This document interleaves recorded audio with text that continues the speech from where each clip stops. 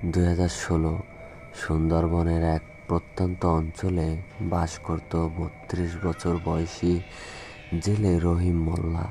ছোটবেলা থেকেই নদী, খাল, বন আর জোয়ারের সাথে তার জীবন জড়িয়ে ছিল। সুন্দরবনের এমন অনেক জায়গা ছিল যেখানে সাধারণ মানুষ যেতে ভয় পেত, কিন্তু রহিমের কাছে সেগুলো ছিল নিত্যদিনের পথ। একদিন বিকেলে রহিম তার বন্ধু কাশেম এবং নূর আলম মাছ ধরার উদ্দেশ্যে বের হয়। আকাশে তখন মেঘ জমতে শুরু হয়েছে, বাতাসে অদ্ভুত একটা স্যাঁতস্যাঁতে গন্ধ। ঘাটে বসে থাকা এক বৃদ্ধা তাদের দেখে বললেন, আজ ওই দিকটা যেও না। রহিম হেসে বলল, কেন চাচা?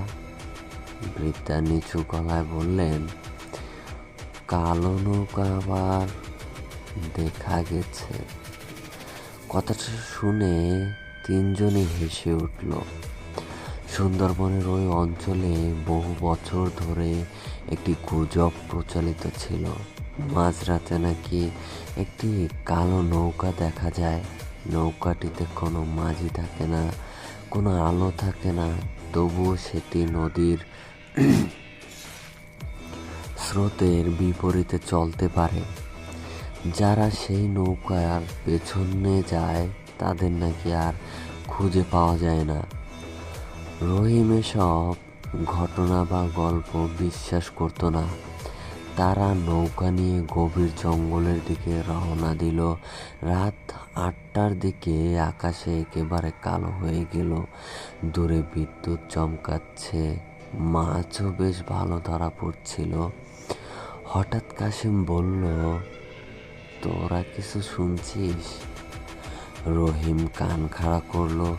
দূর থেকে যেন কারো কান্নার শব্দ ভেসে আসছে।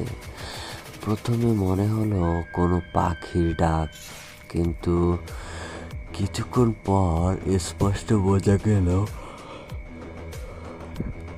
এটা মানুষের কান্না, একজন মহিলার কান্না। নূর আলম ভয়ে বলল, এই রাতে এখানে মহিলা আসবে কোথা থেকে? শব্দটা ক্রমশ কাছে আসছিল, আবার দূরে চলে যাচ্ছিল। মনে হচ্ছিল নদীর ওপার থেকে আসছে, আবার মনে হচ্ছিল একেবারে নৌকার পাশ থেকে। প্রায় আধ ঘন্টা ধরে সেই কান্না চলল। হঠাৎ তারপর সব শান্ত, একেবারে নিস্তব্ধ। ঠিক তখনই কাশেম কাপা গলায় বলল, ওইটা কি? সবাই তাকিয়ে দেখলো দূরে কুয়াশার মধ্যে একটা কালো অবয়ব, একটি নৌকা। নৌকাটিতে কোনো আলো নেই, কোনো শব্দ নেই, কেউ বসেও নেই, তবুও সেটি ধীরে ধীরে এগিয়ে আসছে। নূর আলম বলল, চল চল এখান থেকে যাই। কিন্তু রহিম কৌতূহলী হয়ে উঠল। সে বইটা ঘুরিয়ে নৌকাটির দিকে এগোতে লাগলো। যতই কাছে যাচ্ছিল ততই অদ্ভুত একটা ঠান্ডা অনুভূতি হচ্ছিল, যেন চারপাশের তাপমাত্রা কয়েক ডিগ্রি কমে গেছে। হঠাৎ কাশেমের চিৎকার ভেসে এলো, রহিম, রহিম পেছনে দেখ। রহিম ঘুরে তাকালো, তার বুকের রক্ত হিম হয়ে গেল। তাদের নিজেদের নৌকার একেবারে পেছনে একজন বৃদ্ধ দাঁড়িয়ে আছে। সাদা দাড়ি, ভেজা কাপড়, মুখে কালো অভিব্যক্তি নেই, মুখে কোনো অভিব্যক্তি নেই। কিন্তু কিছুক্ষণ আগেও সেখানে কেউ ছিল না। নৌকাটি এত ছোট ছিল যে লুকিয়ে কেউ থাকতে পারবে এমন কোনো প্রশ্নই আসে না। রহিম চোখের পলক ফেলল, লোকটা নেই, একেবারে উধাও। তিনজনে আতঙ্কিত হয়ে পড়ল, কিন্তু আসল ভয় তখনও শুরু হয়নি।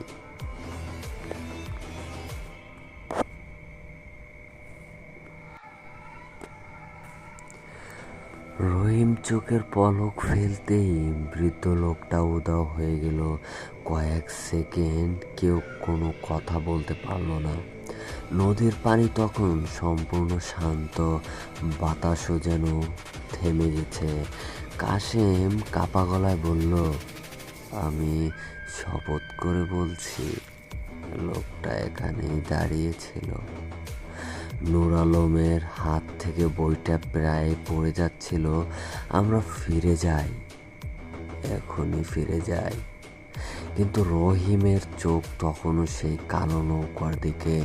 অদ্ভুত ব্যাপার হলো, নৌকাটা আর কাছে আসছে না, আবার দূরেও যাচ্ছে না। যেন কেউ একই জায়গায় স্থির করে রাখছে নৌকাটাকে। হঠাৎ তারা দেখতে পেল নৌকার ভেতরে একটা ক্ষীণ আলো জ্বলে উঠল। মনে হলো একটা পুরনো কুপ্পির আলো জ্বলছে, তারপর আবার নিভে গেল, যেন কেউ নিভিয়ে দিল বা বাতাসে নিভে গেল। আবার জ্বলল, আবার নিভে গেল, যেন কেউ ইশারা করছে। রহিমের বুকের ভেতরে অজানা কৌতূহল কাজ করতে লাগলো। সে বলল, একবার কাছে গিয়ে দেখি। কাশেম চিৎকার করে উঠল, তুই কি পাগল নাকি? ঠিক তখনই তাদের নৌকার নিচে একটা প্রচণ্ড ধাক্কা লাগলো, যেন নৌকাটা উল্টে যাওয়ার মতো। তিনজনই প্রায় পড়ে যাচ্ছিল। মনে হলো বিশাল কিছু একটা নৌকার নিচ দিয়ে চলে গেল। রহিম টর্চ জ্বালিয়ে পানের দিকে তাকালো, কিছুই নেই। কিন্তু কয়েক সেকেন্ড পর আবার আরো জোরে ধাক্কা লাগলো। এবার নৌকার এক পাশ অনেকটা কাত হয়ে গেল, যেন উল্টে যাবে। নূর আলম কাঁপতে শুরু করলো, আল্লাহর ওয়াস্তে চল ফিরে যায়। হঠাৎ দূরে কোথাও থেকে একটা অদ্ভুত বাঁশির শব্দ ভেসে এলো। সেই সুরটা খুব ধীর, খুব বিষণ্ণ, কিন্তু শুনতে শুনতে মনে হচ্ছিল শব্দটা মাথার উপরে ঢুকে যাচ্ছে, মাথার ভেতরে ঢুকে যাচ্ছে। কাশেম দুই কান চেপে ধরল, শুনিস না, শুনিস না, তোরা কেউ ওই বাঁশির শব্দ শুনিস না? রহিম অবাক হয়ে বলল, কেন? কাশেম বলল, আমার দাদা এই গল্প বলেছিল যে বাঁশির শব্দ শুনবে সে নাকি নদীর দিকে হাঁটতে শুরু করবে। কথা শেষ হওয়ার আগেই নূর আলম উঠে দাঁড়ালো। তার চোখ ফাঁকা, মুখে কোনো ভাব নেই। সে ধীরে ধীরে নৌকার কিনারার দিকে হাঁটতে শুরু করলো। রহিম চিৎকার করলো, নূর! কোনো উত্তর নেই। নূর আলম যেন ঘোরের মধ্যে আছে। সে এক পা দুই পা করে এগিয়ে যাচ্ছে, আর মাত্র কয়েক কদম দিলেই নদীতে পড়ে যাবে। কাশেম ঝাঁপিয়ে পড়ে তাকে ধরে ফেলল। নূর আলম তখন ফিস ফিস করে বলছে, ওরা ডাকছে, ওরা আমাকে ডাকছে, আমি যাব, আমাকে ছেড়ে দে। হঠাৎ তার শরীর নিস্তেজ হয়ে গেল, সে জ্ঞান হারিয়ে ফেলল। রহিম ও কাশেম ভয়ে একে অপরের দিকে তাকালো। এখন তারা বুঝতে পারছে যা ঘটেছে তা কোনো সাধারণ ঘটনা নয়। আকাশে তখন বজ্রপাত শুরু হয়েছে। বিদ্যুতের আলোয় কয়েক সেকেন্ডের জন্য চারপাশ আলোকিত হয়ে উঠল। আর সেই আলোতেই তারা যা দেখলো তা জীবনে কোনোদিন ভুলতে পারেনি। কালো নৌকাটির চারপাশে আরো অনেক অবয়ব দাঁড়িয়ে আছে। একজন নয়, দুইজন নয়, ডজন খানেক। সবাই সাদা পোশাক পরে আছে, সবাই স্থির হয়ে দাঁড়িয়ে। কিন্তু তাদের মুখ দেখা যাচ্ছে না। বিদ্যুতের আলো নিভতেই সবকিছু আবার অন্ধকারে ডুবে গেল। নূর আলম তখনও অচেতন। বৃষ্টি শুরু হয়ে গেছে, নদীর স্রোতও বাড়ছে।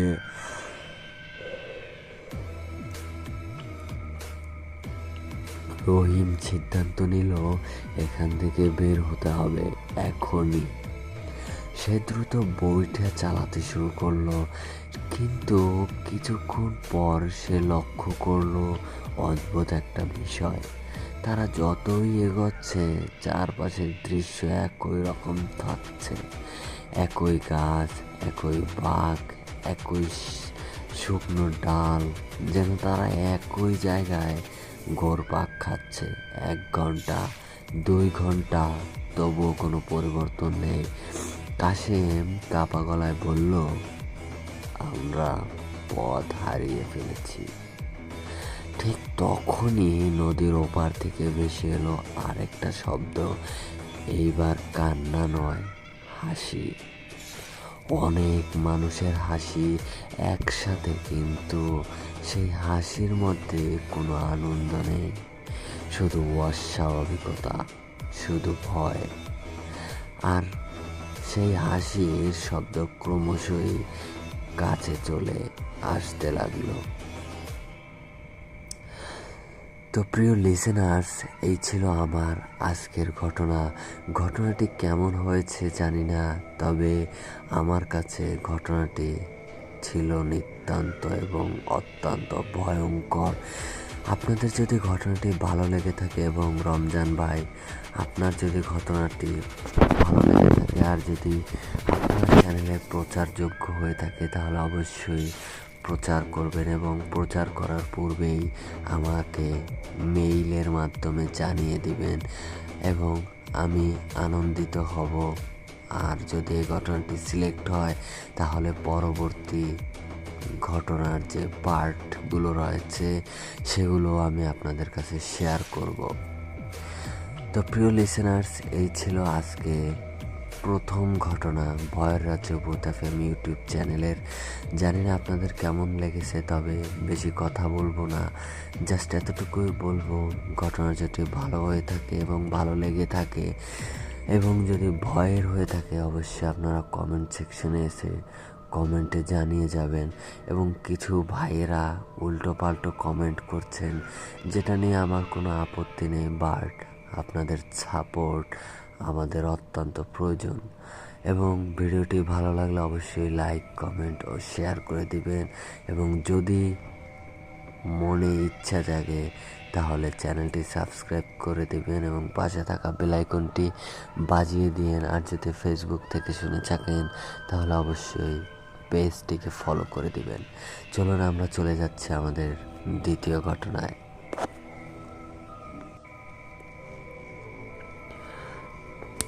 তো ঘটনাটি যেভাবে লিখেছেন ঠিক সেইভাবে পড়ার চেষ্টা করব। এবং ঘটনাটি যিনি পাঠিয়েছেন তিনি পশ্চিমবঙ্গের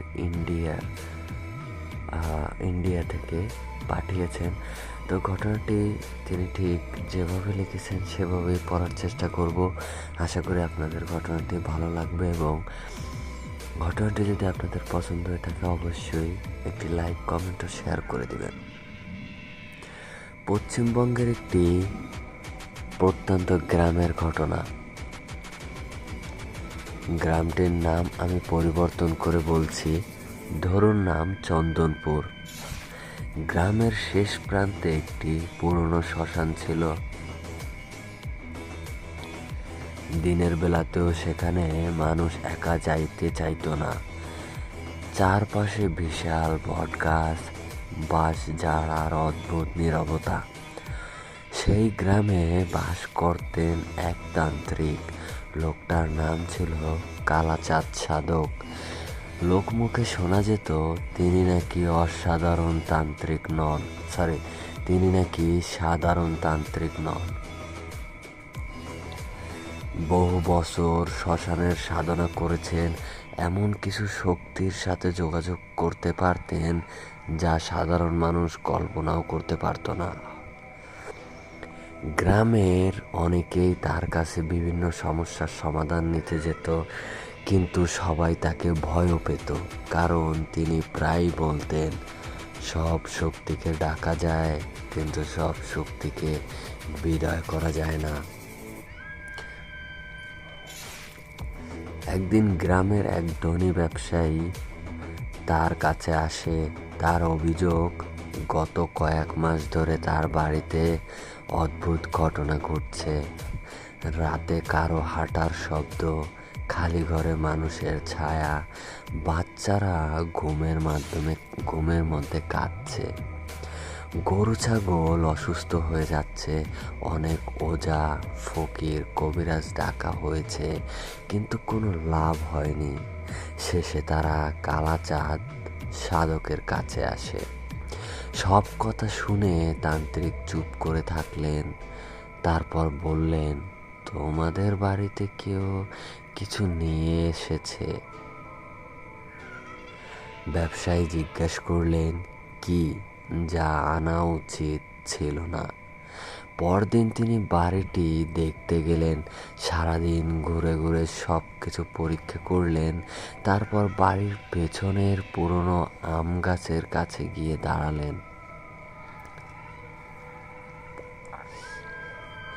মাটিতে হাত রাখলেন আর সঙ্গে সঙ্গে হাত সরিয়ে নিলেন। তার মুখের রং বদলে গেল। তিনি বললেন, এখানে কিছু পোতা আছে, মানে এখানে কিছু গেড়ে রাখা আছে। মাটি খোঁড়া হলো। প্রায় 3 ফুট নিচে একটি কাপড় মোড়ানো পুঁটলি পাওয়া গেল। পুঁটলির ভিতরে ছিল মানুষের চুল, নখ, কিছু হাড়ের গুঁড়ো এবং একটি কালো সুতোয় বাঁধা অদ্ভুত তাবিজ। সবাই আতঙ্কিত। তান্ত্রিক বললেন, এটা সাধারণ তন্ত্র নয়। তাহলে যে করেছে সে চায় এই বাড়ির সবাই ধ্বংস হোক। সেই রাতেই তিনি শ্মশানে বিশেষ সাধনার সিদ্ধান্ত নিলেন।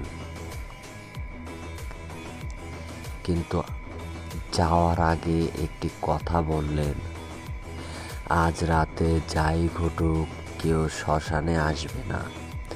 রাত 11টা। তিনি একা শ্মশানের দিকে রওনা দিলেন। তার সঙ্গে ছিল কিছু সামগ্রী, মন্ত্রপুত তেল, ধূপ এবং সেই পুঁটলি। রাত বাড়তে লাগলো। 12টা, 1টা, 2টা। হঠাৎ গ্রামের কয়েকজন দূর থেকে দেখতে পেল শ্মশানের দিক থেকে অদ্ভুত আলো উঠেছে। লাল, নীল, আবার নিভে যাচ্ছে। কিছুক্ষণ পর ভেসে এলো চিৎকারের শব্দ, একজন মানুষের, তারপর আরেকজনের, তারপর আরেকজনের। কিন্তু শ্মশানে তো আর কেউ ছিল না। ভয়ে কেউ এগোলো না। ভোর হলো। সবাই ছুটে গেল। গিয়ে দেখে কালাচাঁদ সাধক শ্মশানের মাঝখানে অচেতন অবস্থায় পড়ে আছেন। তার চারপাশে মাটি পোড়া, গাছের পাতা ঝলসে গেছে। কিন্তু সবচেয়ে ভয়ঙ্কর বিষয় ছিল অন্যটি। তার চারপাশে মানুষের পায়ের ছাপ, শুধু একটি বা দুটি নয়, শত শত। কিন্তু সব পায়ের ছাপ এক জায়গায় এসে শেষ হয়ে গেছে। যেন শ্মশানে সব মানুষ, যেখানে শত শত পায়ের ছাপ, সেখানে এসে দাঁড়িয়েছিল। তারপর হাওয়ায় মিলে গেছে। জ্ঞান ফেরার পর তান্ত্রিককে জিজ্ঞেস করা হয়েছিল, কি হয়েছিল মূলত এখানে। অনেকক্ষণ চুপ থাকার পর তিনি শুধু বলেছিলেন, আমি যাকে তাড়াতে গিয়েছিলাম সে একা ছিল না। ব্যবসায়ী এবং গ্রামের লোকজন জিজ্ঞেস করলো, তাহলে? তান্ত্রিক বললেন, ওদের সংখ্যা অনেক ছিল।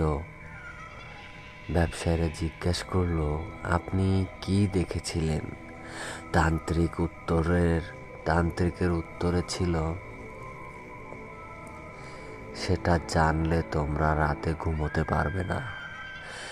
তারপর তিনি আর কখনো সেই বিষয়ে কথা বলেননি, কিন্তু কয়েক মাসের মধ্যেই তিনি সব কাজ ছেড়ে দেন, সাধনা ছেড়ে দেন, এমনকি শ্মশানের দিকেও আর কোনোদিন যাননি।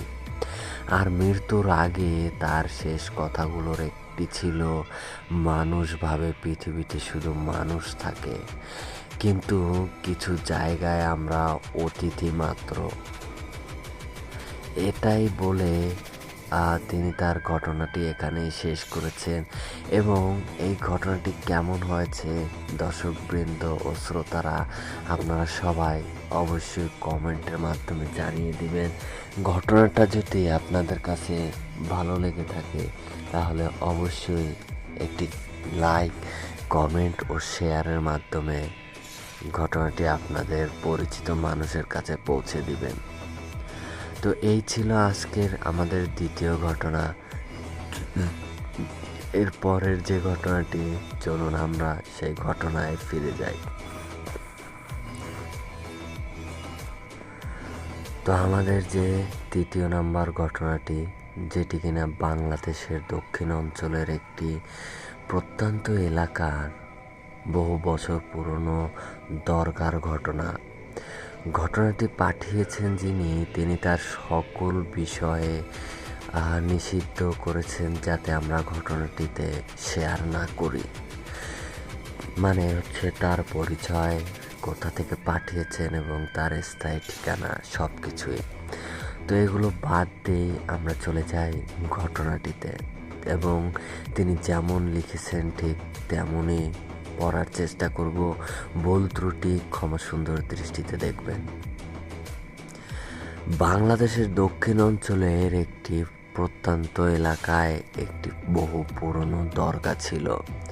স্থানীয় মানুষ সেটিকে হযরত শাহ মকবুলের দরগা নামে চিনত। দরগাটি শত শত বছরের পুরনো বলে ধারণা করা হতো। চারপাশে বিশাল বটগাছ, পুরনো কবর আর ঘন জঙ্গল। দিনের বেলাতেও জায়গাটিতে এক ধরনের অস্বস্তিকর নীরবতা বিরাজ করত। গ্রামের বয়স্করা একটি কথা সবসময় বলতেন, দরগার সম্মান করবে, কিন্তু সূর্য ডোবার পর ওদিকে যেও না। কারণ তাদের বিশ্বাস ছিল দরগাটি একজন শক্তিশালী রক্ষক জিনের তত্ত্বাবধানে আছে। অবশ্য গ্রামের তরুণরা এসব কথা বিশ্বাস করতেন না। তাদের মধ্যে একজন ছিল রাকিব, বয়স 24 বছর, সাহসী, বেপরোয়া এবং এসব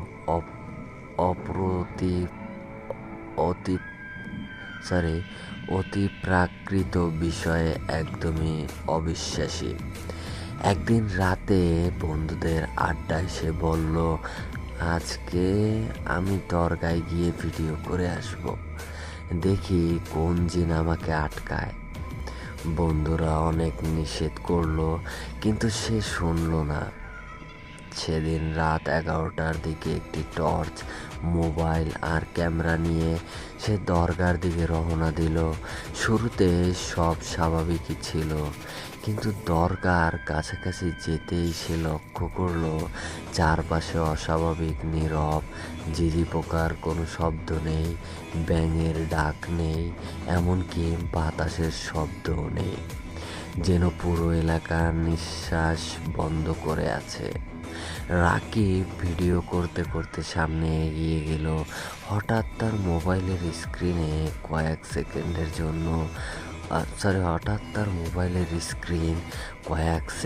জন্য বন্ধ হয়ে গেল, আবার চালু হলো। সে ভেবেছিল হয়তো ব্যাটারির সমস্যা, কিন্তু তখন ব্যাটারি ছিল 87%। দরগার মূল ফটকের সামনে পৌঁছে সে দেখল ফটক খোলা। ফটক বলতে দরজা। যদিও গ্রামের মানুষ বলতো সূর্য ডোবার পর ফটক নিজে থেকেই বন্ধ করে দেওয়া হয়। সে ভেতরে ঢুকলো। কিন্তু অদ্ভুত ঠান্ডা বাতাস শরীরের ভেতর দিয়ে চলে গেল, আর তার হাত পায়ে কাঁটা দিয়ে উঠল। কিন্তু সে নিজেকে সামলে নিল, সবই মনের ভুল নিজেকে বলল এবং এগিয়ে যেতে লাগলো। কবরগুলোর মাঝ দিয়ে হাঁটতে হাঁটতে সে দরগার মূল অংশে পৌঁছালো।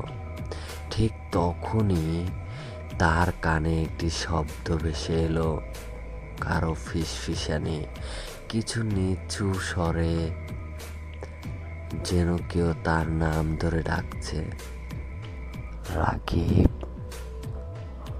রাকিব। সে দ্রুত ঘুরে দাঁড়ালো, কেউ নেই। আবার শব্দটি এলো, এবার আরো কাছে, রাকিব, এই রাকিব। তার বুকের ভেতর ধক করে উঠল, কিন্তু সে সাহস করে সামনে এগোতে লাগলো। হঠাৎ সে লক্ষ্য করলো দূরে একটি কবরের পাশে কেউ দাঁড়িয়ে আছে, লম্বা, অস্বাভাবিক লম্বা, কমপক্ষে 8 ফুট, সাদা পোশাক পরা, কিন্তু মুখ দেখা যাচ্ছে না। রাকিব টর্চের আলো ফেলল, কেউ নেই। আলো সরাতেই আবার অবয়বটি দেখা গেল। সে স্থির হয়ে দাঁড়িয়ে আছে, নড়ছে না, কিন্তু ধীরে ধীরে বড় হচ্ছে, যেন কাছে আসছে। রাকিবের শরীর ঠান্ডা হয়ে গেল।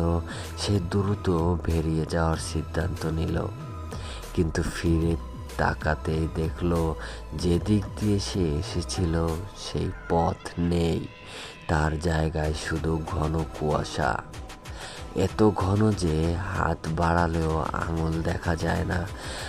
এবার প্রথমবার মতো সে সত্যিকারের ভয় পেল।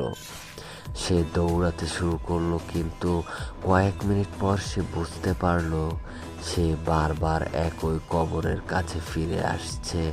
একই ভাঙা একই ভাঙা পাথর, একই শুকনো গাছ, একই জায়গা, যেন পুরো দরগা তাকে ঘুরিয়ে ফিরিয়ে একই স্থানে নিয়ে আসছে। তারপর সে শুনতে পেল ভারী পায়ের শব্দ, যেন বিশাল কিছু একটা হাঁটছে। শব্দটা তার পেছনে, কিন্তু সে ঘুরে তাকানোর সাহস পেল না। শব্দটা কাছে আসছে, আরো কাছে, আরো কাছে। হঠাৎ তার কাঁধের ঠিক পেছন থেকে একটি গভীর কণ্ঠস্বর শোনা গেল, এখানে এসেছো কেন? রাকিবের শরীর জমে গেল, সে ঘুরে তাকাতে পারছিল না। কণ্ঠস্বরটি আবার বলল, যারা সম্মান নিয়ে আসে তারা নিরাপদে ফিরে যায়, যারা অহংকার নিয়ে আসে তারা পথ খুঁজে পায় না। রাকিব কাঁপতে কাঁপতে কালেমা পড়তে শুরু করলো, চোখ বন্ধ করে ফেললো। কয়েক সেকেন্ড পর যখন চোখ খুললো, সে দরগার বাইরের রাস্তার পাশে বসে আছে।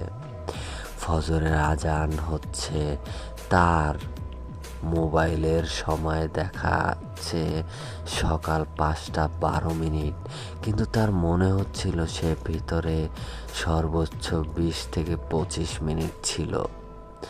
বাড়ি ফিরে ভিডিও দেখতে গিয়ে সে আরো ভয় পেল।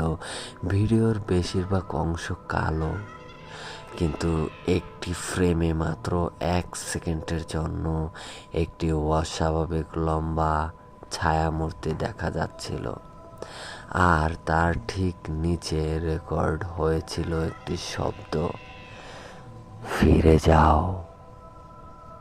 সেদিনের পর রাকিব আর কখনো রাতের বেলা ওই দরগার কাছে যায়নি।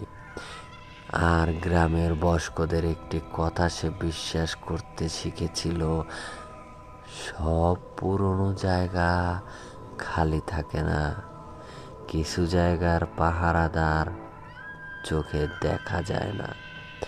এই ছিল মূলত আমাদের দ্বিতীয় ঘটনা, এবং ঘটনাটি আপনাদের কাছে কেমন লেগেছে অবশ্যই আপনারা কমেন্টের মাধ্যমে জানিয়ে দিবেন। যদি ঘটনাটি ভালো লেগে থাকে অবশ্যই ভিডিওটিতে একটি লাইক, একটি কমেন্ট ও শেয়ার করে দিবেন এবং চ্যানেলটিতে সাবস্ক্রাইব করে পাশে থাকা বেল আইকনটি বাজিয়ে দিবেন, যাতে নেক্সট টাইম আমরা যে ঘটনাগুলো ইউটিউব চ্যানেলে আপলোড করব সেগুলো আপনারা অতি শীঘ্রই এবং আপলোডের সাথে সাথেই পেয়ে যান। আর সে ঘটনাগুলো ভয়ভীতি নিয়েই এবং রাতের গভীরে একা নিস্তব্ধ হয়ে নিশির হাতে ভয় কী জিনিস সেটা অনুভব করতে পারেন ভয়ের রাজ্য ভূত FM চ্যানেলের সাথে থেকে। তো চলুন আমরা আমাদের শেষ ঘটনাটি পড়ব এবং ঘটনাটি পড়ার পরে আমরা আমাদের আজকের ঘটনা বা আজকের ভিডিওটা এখানেই শেষ করে দিব।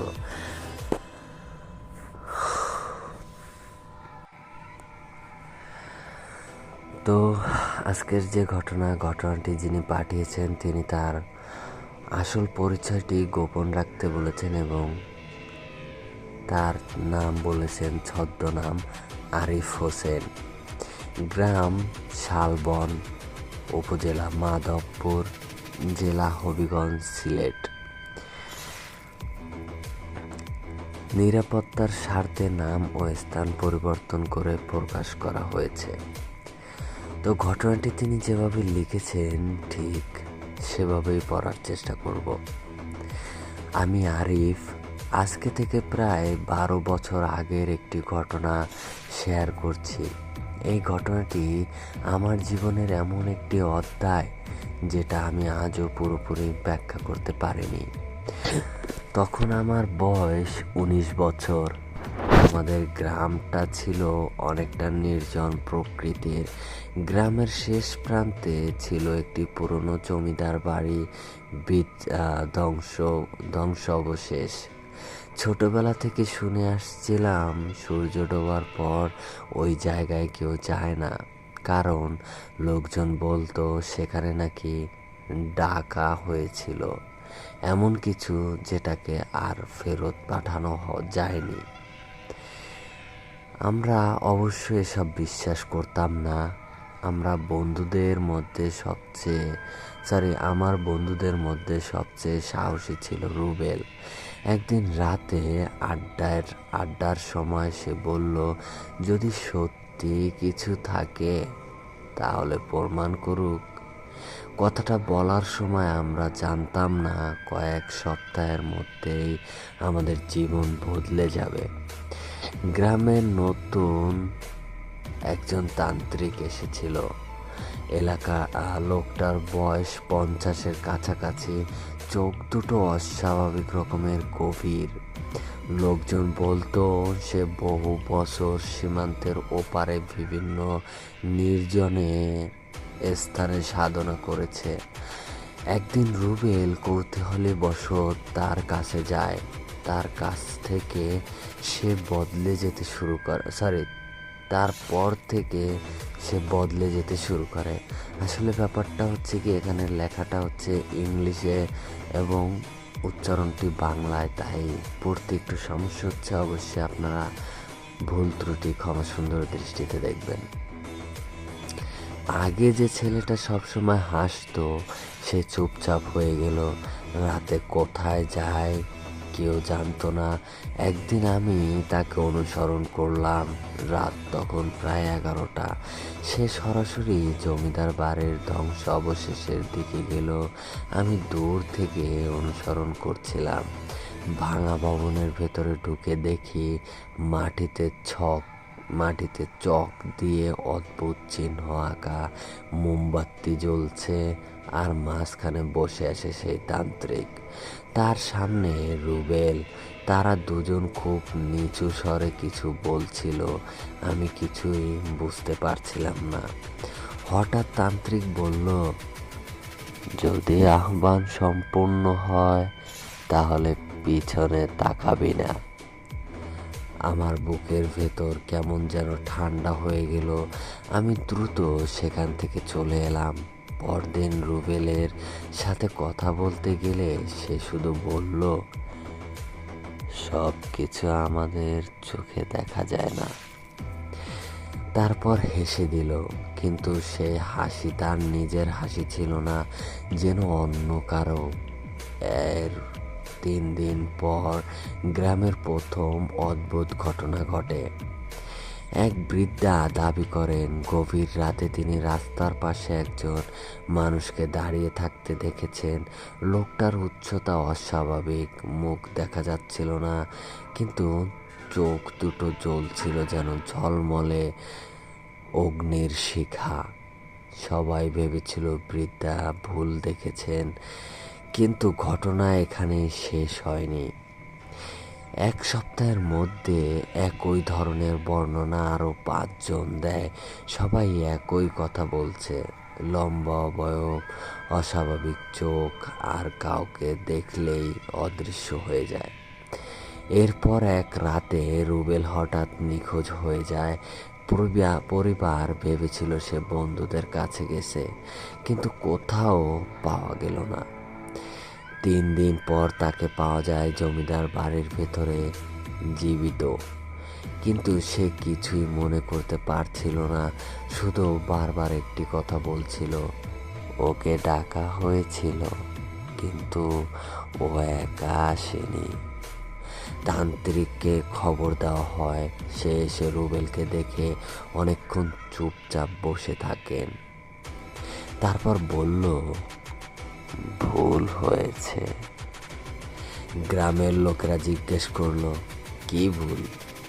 সে উত্তর দিল, যাকে ডাকার চেষ্টা করেছিলাম তাকে নয়, অন্য কিছু ছাড়া দিয়েছে। সেই রাত থেকে ভয়ঙ্কর ঘটনাগুলো শুরু হয়। গ্রামের বিভিন্ন বাড়িতে মাঝরাতে দরজার 3 বার করে টোকা পড়তো। দরজা খুললে কেউ নেই, কিন্তু দরজা না খুললেও বাইরে দাঁড়িয়ে থাকার অনুভূতি চলে যেত না। মানে দরজার বাইরে যে কেউ দাঁড়িয়েছে সে অনুভূতিটা তারা বুঝতে পারতো। কয়েকজন দাবি করে তারা জানালার বাইরে মানুষের মতো কিছু দেখেছে, যেটা মানুষের মতো দেখতে হলেও মানুষ ছিল না। এরপর এক রাতে পুরো গ্রাম বিদ্যুৎহীন হয়ে যায়। অন্ধকারের মধ্যে বহু মানুষ একই শব্দ শুনতে পায়। কেউ যেন গ্রামের শেষ মাথা থেকে ধীরে ধীরে হাঁটছে। পায়ের শব্দ ভারী, কিন্তু ধীর গতি। কিন্তু অদ্ভুত বিষয় হলো, শব্দটি সবাই শুনতেছে, কেউ কাউকে দেখেনি। পরদিন সকালে তান্ত্রিক ঘোষণা করলো, আরেকটি সাধনা করতে হবে, না হলে বিপদ বাড়বে। সেই রাতে কয়েকজন সাহসী মানুষ দূর থেকে নজর রাখছিল। তারা পরে বলেছিল, রাত 2টার দিকে হঠাৎ চারপাশের কুকুর একসাথে চিৎকার শুরু করে। তারপর সম্পূর্ণ নীরবতা, এতটা নীরব যে নিজের শ্বাসের শব্দ শোনা যাচ্ছিল। ঠিক তখনই জমিদার বাড়ির ভেতর থেকে ভেসে আসে মানুষের চিৎকার, তারপর একটি গর্জন, যেটা কোনো মানুষের কণ্ঠ ছিল না। সকালে লোকজন সেখানে গিয়ে দেখে তান্ত্রিক মাটিতে পড়ে আছে, জীবিত, কিন্তু ভীষণ ভীতু। তার মাথার সব চুল এক রাতেই সাদা হয়ে গেছে। কয়েকজন তাকে জিজ্ঞেস করেছিল, কি দেখেছেন? সে শুধু বলেছিল, কিছু দরজা আছে যেগুলো খোলা উচিত নয়, আমি ভুল দরজায় কড়া নেড়েছিলাম। এরপর সে গ্রাম ছেড়ে চলে যায়, আর কখনো ফিরে আসেনি। রুবেল ধীরে ধীরে স্বাভাবিক হয়ে উঠলেও একটি অভ্যাস তার আর যায়নি। সে কখনো সূর্য অস্তের পর একা বাইরে বের হতো না। আর যখনই কেউ সেই ঘটনার কথা বলতো বা তুলতো, সে একটাই কথা বলতো, সেই দিন যদি ওটা পুরোপুরি ভিতরে ঢুকতে পারতো তাহলে আজ এই গ্রাম থাকতো না। আজও জানি না সেই দিন আসলে কি ঘটেছিল, কিন্তু আমি জানি সেই ঘটনার পর থেকে আমাদের গ্রামের অনেক মানুষ রাত 2টা থেকে 3টার মধ্যে বাইরে বের হয় না, কারণ তারা বিশ্বাস করে সব কিছু চলে গেলেও কিছু কিছু জিনিস কখনো পুরোপুরি চলে যায় না এবং তাদের আনাগোনা স্থায়িত্বভাবে থেকে যায়। এই বলেই তিনি তার ঘটনাটি এখানেই সমাপ্ত করেছেন এবং বলেছেন এই ঘটনাটা যদি বোথ এফএম ভয়ের রাজ্য বোথ এফএম চ্যানেলে প্রচারযোগ্য হয়ে থাকে তাহলে অবশ্যই প্রচারের আগে আমাকে মেইল করবেন। আমিও ঘটনাটি আপনার কণ্ঠে শুনব এবং আমি আবারও সেই ভয়টাকে অনুভব করতে চাই।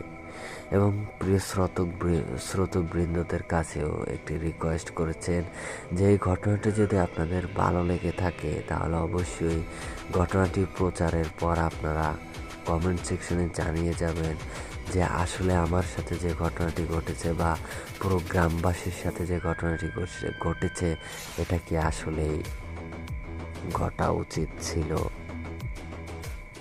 তো এই ছিল আমাদের সর্বশেষ ঘটনা এবং এখানেই আমরা আমাদের আজকের ঘটনাটিকে দি এন্ড করতেছি। তো আপনাদের কাছে শেষ একটি রিকোয়েস্ট, যদি আপনাদের এই ঘটনাগুলো ভালো লেগে থাকে অবশ্যই চ্যানেলটি সাবস্ক্রাইব করে পাশে থাকা বেল আইকনটি বাজিয়ে দেবেন এবং ফেসবুক থেকে দেখে থাকলে অবশ্যই ফেসবুক পেজটিকে ফলো করে দেবেন। আর যারা যারা নতুন তারা অবশ্যই আমাদের এই চ্যানেলের সাথে যুক্ত হয়ে আমাদের পরিবারের একটি অংশ